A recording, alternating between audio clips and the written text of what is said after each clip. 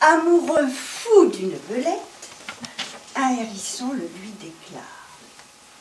Et l'autre, dont le désir ouvre la bouche, répond au bon parti qui s'offre à elle. Vous, amoureux? Et depuis quand? Vous m'offrir un bouquet depuis quand? Mais qu'ai-je à faire de cette armure? La guerre est finie et les chemins sont sûrs. Troquez donc vos mœurs contre de plus douces. Car pour me plaire, il faut être poli de l'âme jusqu'au dos. Le vôtre, hélas, n'étant si peu. Afin qu'il le soit plus, souffrez que je l'épile un peu, beaucoup, passe.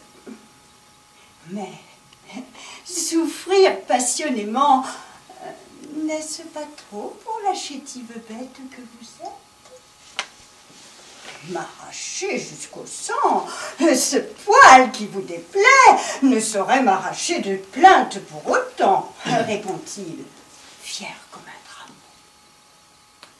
dragon. On arrache donc à chaud, et sans que la douleur ne puisse se prévaloir du moindre cri. Mais la peau du patient, plus meurtrie que muette, appelle des soins que notre amante est prête à accomplir. Mais sachez bien, dit-elle, que pour jouir de mon toucher, il faut qu'on ait point notre sens en éveil. Et se prêtant au jeu, l'amoureux ferme l'œil et l'oreille. Et c'est ainsi qu'il fut croqué.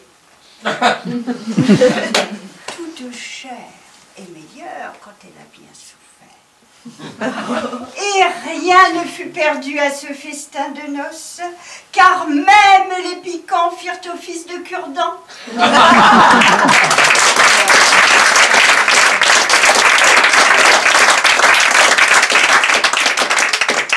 Voici comme promis, le renard et le hérisson, ou la vengeance du hérisson.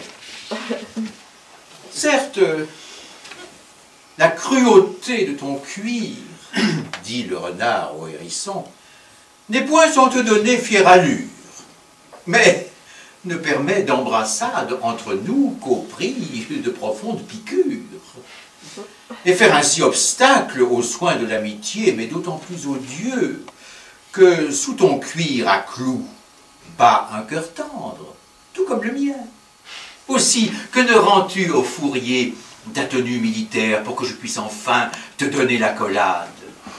J'y consens volontiers, mais préséance oblige, point avant qu'on ait mis au vestiaire ce dentier qui t'encombre, et dont tout amour en principe n'a que faire.